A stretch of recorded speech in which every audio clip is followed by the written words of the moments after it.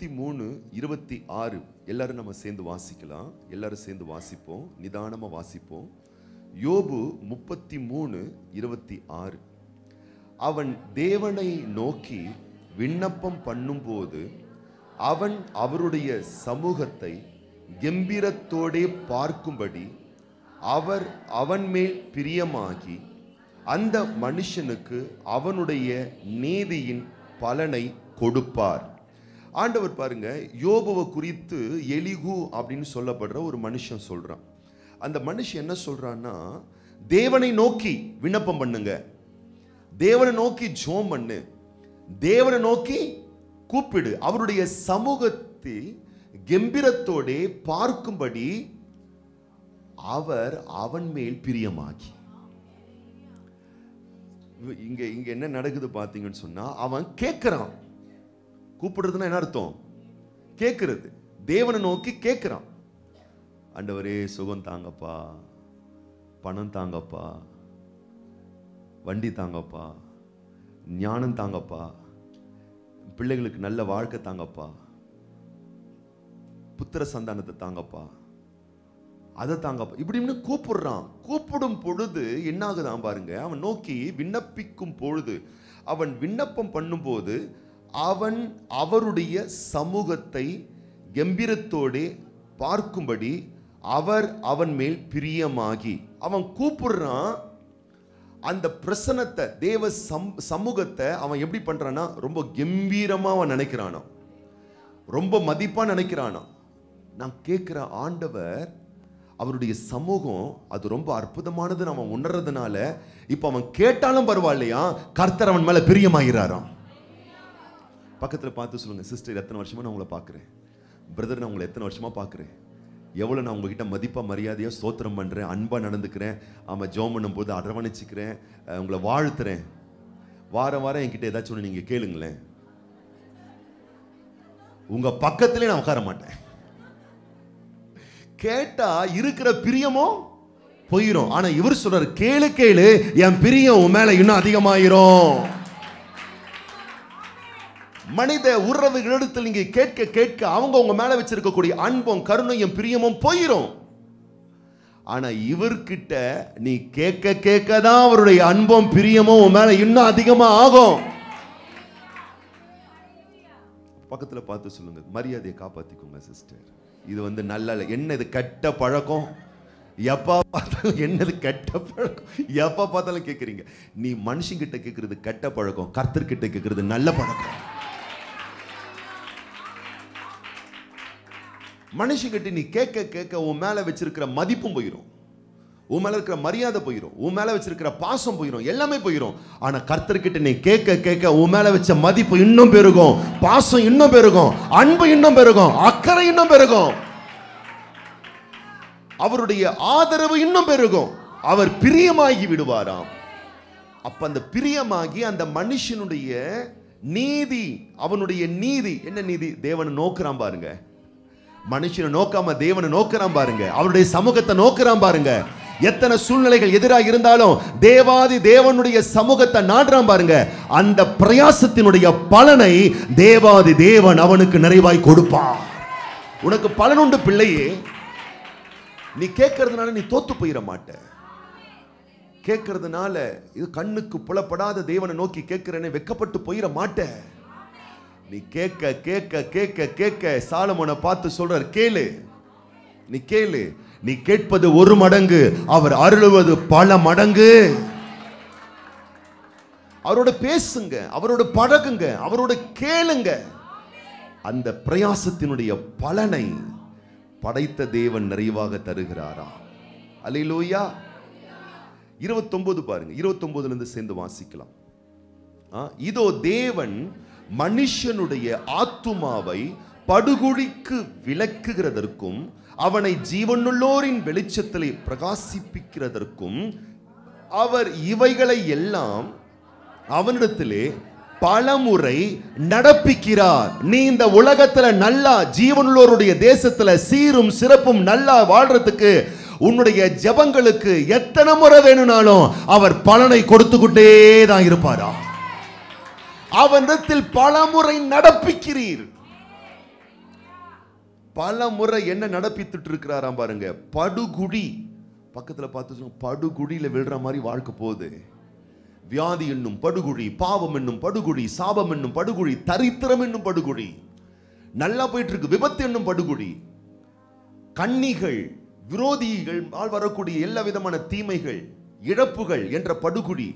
ஆனா ஆண்டவர் சொல்றாரு, படுகுழியில போனினா வாழ்க்கை பாதிக்கப்படலாம், ஆனா படைத்த தேவன் படுகுழிக்கும் வந்து நான் உன்னை தூக்கி விடுவேன். பல முறை நான் அதை உன் லைஃப்ல நடத்திட்டு இருக்கேன், பல முறை நான் நடப்பித்து காட்டியிருக்கிறேன். மனுஷனுடைய ஆத்துமாவை படுகுழிக்கு விலக்குகிறதற்கும் அவனை ஜீவனுள்ளோரின் வெளிச்சத்திலே பிரகாசிப்பிக்கிறதற்கும். ஜீவனுள்ளோரின் தேசம்னா இந்த பூமி, இந்த உலகம். அப்ப நான் சொல்றேன், இந்த உலகத்துல நீங்க எவ்வளவு, இந்த உலகத்துல எவ்வளவு சிறப்பா நீங்க வாழ ஆசைப்படுறீங்களோ அதை விட உன்னை சீரும் சிறப்புமாய் வாழ வைக்கிறதுக்கு அவர் ஆசை உள்ளவராய் இருக்கிறார். பக்கத்துல பார்த்து கேளுங்க, நல்ல ஆரோக்கியமா, நல்ல சூப்பரா, ஆரோக்கியமா, சந்தோஷமா, செழிப்பா, நிறைவா, நல்ல தீர்க்காயிலோட ஆசை இருக்கா வாழ்றதுக்கு? அந்த ஆசையை வச்சவரே அவர் தான். அல்லேலூயா. ஆசையை வச்சவர் மட்டும் இல்ல, அதுக்கு நான் கோஆபரேட் பண்றேன், நான் உனக்கு உதவி செய்யறேன், நான் உனக்கு ஒத்துழைப்பு கொடுக்கிறேன். அந்த படுகுழியில நீ விழுந்துட்டினா நீ நிறைவான ஒரு வாழ்க்கை வாழ முடியாது. சத்துரு அனுதினமும் பல வகையான படுகுழிகளை வெட்டி கொண்டே தான் இருக்கிறான். ஆத்துமா தானே, ஆத்துமா தான் உன் லைஃபே. ஆத்துமா விலைக்கு காப்பாத்துறாருன்னா உன் வாழ்க்கையே ஆத்துமா தான், மனசு தான். ஒரு பால் இருக்கு வச்சுக்கோங்க, அந்த பாலை வச்சு என்னெல்லாம் நம்ம பண்ணலாம் யோசித்து பார்த்துருக்கீங்களா? பால் என்ன பண்ணலாம்? தயிரா மாற்றலாம், வெண்ணெயா மாற்றலாம், மோரா மாற்றலாம், நெய்யா மாற்றலாம்.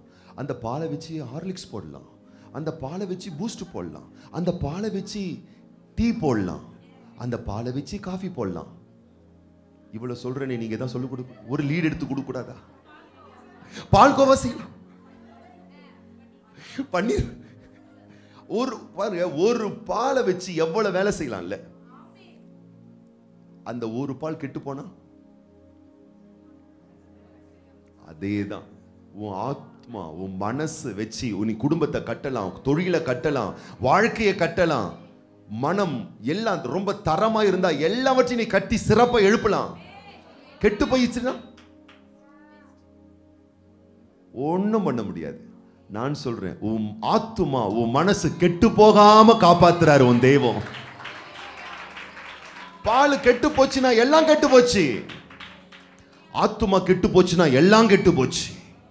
அந்த ஆத்துமாவை படுகுழிக்கு விலக்கி அழகா பாதுகாத்து, படுகுழியில் அது விழுந்து பரிதாபமான முடிவு காணாதபடி, நான் சொல்றேன், படுகுழி போன்ற பாதைகள் உனக்கு இருக்குமே, ஆனால் தேவ பிள்ளையை மிரண்டு போகாதே, பயந்து போகாதே. படுகுழியிலும் இருந்தும் உன்னை மீட்டு விட, உன்னை தூக்கிவிட, உன்னை சுமந்து கொள்ள அழைத்த தேவன் உண்மை உள்ளவரா இருக்கிறார். நம்ம உணர்ந்து கொள்ள வேண்டிய உத்தம விஷயம் என்னன்னு கேட்டீங்கன்னா, ரொம்ப அழகா சொல்றாரு.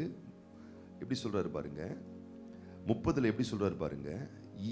அவர் இவைகளை எல்லாம் அவனிடத்தில் உன்னை தூக்குனது, இனிமேல் தான் தூக்க போறாரு நினைக்காதீங்க, இனிமேல் தான் தூக்க போறாரு நினைக்காதீங்க.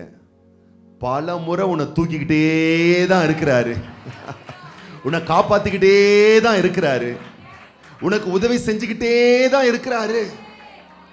நீ அறியவே அறியல, இன்னைக்கு வரைக்கும் நம்ம நிலைச்சிருக்கிறோம், நற்பேரோடு வாழ்ந்துகிட்டு இருக்கோம், சுகிச்சுக்கிட்டு இருக்கோம், சகல சம்பூர்ணங்கள் பெற்றிருக்கிறோம்னா தேவன் மரண குடிகளுக்கும் படுகுடிகளுக்கும் தீமை என்னும் குடிகளுக்கும் நம்ம விளக்கி அழகா பாதுகாத்து அற்புதமான உதவிகளை அனுதினமும் அவர் செஞ்சுக்கிட்டு இருக்கிறாரு. அவர் என்ன சொல்ல வர்றாருன்னா, நீ கூப்பிடுற பிள்ளையா இருந்தா என் பிரியம் உன் மேல அதிகமாயிரும். ஒருவேளை கூப்பிடுற உன் லைஃப்ல சில படுகுழிகள் வந்தா, காப்பாற்றுவார் எவரும் இல்லை என்று நீ பரிதாபப்பட வேணாம். அந்த படுகுழியிலிருந்து படைத்த தேவன் உன்னை தூக்க வல்லவரா இருக்கிறார், விடுவிக்க வல்லவரா இருக்கிறார், காக்க வல்லவரா இருக்கிறார். அந்த விடுதலையை பெறுவதற்காக தான் தேவாதி தேவன் இந்த நாளிலே உன்னை அழைத்து கொண்டு வந்திருக்கிறார். அவருடைய விடுவிக்கும் கரம், அவருடைய ஓங்கிய புயம், அவருடைய தாங்கும் கரம், அவருடைய விடுதலையாக்கக்கூடிய அபிஷேகம் உனக்கு முற்றிலும் ஜெயம் கொடுத்து உன்னை தூக்கி நிலைநிற்க பண்ணும். அப்போ இந்த வார்த்தை பாருங்க, யோபுவை பலப்படுத்துவதற்காக எலிகு அப்படின்னு சொல்லி ஒரு மனுஷன் என்ன பண்றான், அவன் சொல்றான், அவன் பேசுறான், கர்த்தருடைய மகத்துவத்தை எடுத்து சொல்லிக்கிட்டே இருக்கான். வீட்டில் போய் சாப்டர் வாசிங்க, அவ்வளவு ஆசீர்வாதமா இருக்கும் உங்களுக்கு. இப்போ வாசிக்க வேண்டாம், அல்லேலூயா. இப்போ கேட்குற வார்த்தையை வாசிங்க. அப்போ நல்லா கவனிக்கணும். உங்க வாழ்க்கையில யோபு பலவீனப்பட்டது போல சில நேரங்களில் நம்முடைய மனசு பலவீனப்பட்டு போகும். யோபு பரிதாபத்துக்குள் ஆக்கப்பட்டு குற்றுயிராக்கப்பட்டது போல நம்முடைய எண்ணங்கள் பாதிக்கப்பட்ட நிலையில் செல்லும். வாழ்க்கையில் சில சம்பவங்கள் அப்படிப்பட்ட ஒரு வியாகுலத்தை அடையும். அப்ப நீங்க எலிகு மாறி எழும்பி வசனத்தை நீங்க ஆத்துமாவுக்கு நீங்க அறிவிச்சுக்கிட்டே இருக்கணும். உங்களுக்கு ஒரு தகவலை கொடுத்துக்கிட்டே இருக்கணும். எப்ப பார்த்தாலும் சோர்ந்து போயிட்டே இருக்க அப்படின்னு 4 பேரை பார்த்து சொல்றதில்ல, உங்களுக்கு நீங்களே சொல்ல ஆரம்பிக்கணும். கர்த்தரை நோக்கி முறையீடு. அல்லேலூயா. சர்ச்சை எதுக்கு கட்டி வச்சிருக்காங்க? அல்லேலூயா. விடுதலை ஆக்குவதற்காகத்தான். வீட்டில் உக்காந்துக்கிட்டு என்ன பண்ற அப்படின்னு நீங்க என்ன பண்ணணும், உங்க மனசுக்கே என்னைக்கு சொன்ன வியாழக்கிழமையே சொல்லிக்கணும். வெள்ளிக்கிழமை உபவாச ஜெபத்துக்கு எப்ப சொல்லணும்? பக்கத்துல பார்த்து சொல்லு. நீங்க எப்ப தெரியுமா சொல்றீங்க? லைவ்ல வருதா? ஐயா வந்திருக்கிறாரா? வந்திருக்கிறாரு. ஜெபம் எப்படி போகுது? நல்லா போகுது. பாட்டு நல்லா போதா? நல்லா போகுது. பார்த்துனே இருப்போம், கொஞ்சம் நல்லா இருக்குதுல்ல, உடனே பைபிளை தூக்கிட்டு சர்ச்சுக்கு வந்துடுது. அப்படி இருக்கக்கூடாது. அல்லேலூயா. வியாழக்கிழமையே பிளான் பண்ணணும். இல்லை, என் ஆத்துமா பல விதத்தில் உடைஞ்சு போயிருது, யோபு மாதிரி பல விதத்தில் சோதிக்கப்படுது, நொந்து போயிருது, வியாகுலப்படுது. வியாழக்கிழமை ஆயத்தமாயிரணும். அல்லேலூயா. குடும்பத்தை ஆயத்தப்படுத்திடணும். ஒருவேளை வெள்ளிக்கிழமை காலையில உபவாச ஜபத்துக்கு வரும்போது ஒருவேளை அன்னைக்கு வீட்டுக்காரர் லீவ் போட்டு வீட்டில் இருந்தாருன்னா வீட்டுக்கார தனியா விட்டுட்டு வந்துடாத. ஏன் அப்படி சொல்றீங்க? விட்டுட்டு வந்துடாதனா விட்டுட்டு வந்துடாத. ஏன் அப்படி நான் இன்னைக்கு சொன்னேன்னு பின்னாட்கள் நீ யோசிப்ப. அதே மாதிரி ஒருவேளை உன் பிள்ளைகள் விடுமுறை எடுத்து வீட்டில் இருந்தாருங்களா, விட்டுட்டு வந்துடாத. ஏயா விட்டுட்டு வந்துடாத. ஏன் நான் சொல்லுகிறேன் என்று இப்பொழுது தெரியாது, சில நாட்களுக்கு பிறகு தெரியும். அல்லேலூயா. அவர்களுக்காகவும் ஒரு ஜபத்தை போட்டு என்ன பண்று, பேழைக்குள்ள கூட்டு வந்துரு, வார்த்தைக்குள்ள கூட்டு வந்துரு, வசனத்துக்குள்ள கூட்டு வந்துரு. நீ அவர்களுக்கு கொடுக்காத ஒரு சகாயத்தை தேவனுடைய வார்த்தை அவங்களுக்கு கொடுத்துரும்.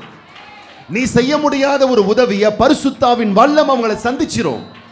தேவ மகிமை அவங்களை தொட்டுரும். தேவ அனுக்கிரகம் அவங்களை சந்திச்சிரும். அல்லேலூயா. நீங்கள் சந்திக்கிற நண்பர்கள், அன்பர்கள், சொந்தங்கள், பந்தங்கள் உங்களால ஒரு உதவி செய்ய முடியலையா? ஒரு உதவி செய்யுங்க. அப்படியே அளக்கத்திட்டு வந்து சர்ச்சில் போட்டுருங்க. அல்லேலூயா. அதுக்கப்புறம் கர்த்தர் பார்த்து கொள்வார்.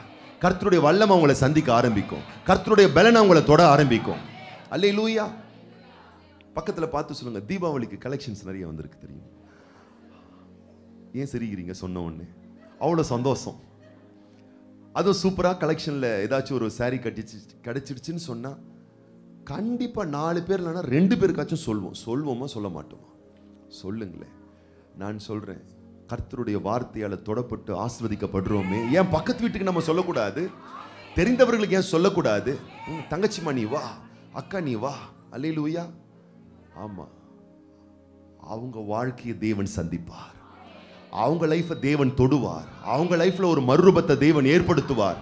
கரங்களை உயர்த்தி வாய்களை திறந்து முதல்ல நான் வார்த்தையை ஆண்டவரை ஆத்துமாவுக்கும் என்னை சார்ந்தவர்களுக்கும் சொல்லுகிற ஆண்டவரே, வெக்க கூச்ச அச்சமற்ற ஒரு தைரியமாய் தேவனுடைய வாக்கை அறிவிக்கிற ஒரு வைராக்கியத்தை எனக்கு தாரும் ஆண்டவரே. சொல்லுங்க பார்க்கலாம். வலது கரங்களை உயர்த்தி நம்ம ஜெபம் பண்ணலாமா? எல்லாரும் சேர்ந்து நம்ம ஊக்கமா ஜெபம் பண்ணலாமா? வெள்ளிக்கிழமையானா நாங்க வீட்டில் இருக்கக்கூடாது ஆண்டவரே. வெள்ளிக்கிழமையில எங்க வீட்டில் இருக்கக்கூடியவர்கள் கூட ஆண்டவரே ஆலயத்துக்கு வரணும், தேவனை தேடணும், கர்த்தருடைய சமூகத்தை நாடணும். அந்த நீதியின் பலனுக்கு தேவன் நிச்சயமாய் பிரதிபலன் கொடுப்பாரு. தேவ பிள்ளைய சும்மா வீட்டில் இருக்கிறதுனால உனக்கு பலன் வருதோ இல்லையோ, ஆனா நான் தெளிவா சொல்றேன், தேவ ஆலயத்துக்கு நீ பிரயாசப்பட்டு வர்ற இல்லையா, வசனம் சொல்லுகிறது அந்த நீதியின் செய்கைகளுக்கு தேவாதி தேவன் ஒரு மிகுந்த பலனை உனக்கு தருவார். வாய்களை திறந்து சத்தத்தை உயர்த்தி, சமயம் வாய்த்தாலும் வாய்க்கா விட்டாலும், சூழ்நிலை அனுகூலமா இருந்தாலும் அனுகூலமா இல்லா விட்டாலும், கர்த்தரை தேவாதி தேவனுடைய நாமத்தை மகிமைப்படுத்துவதற்கு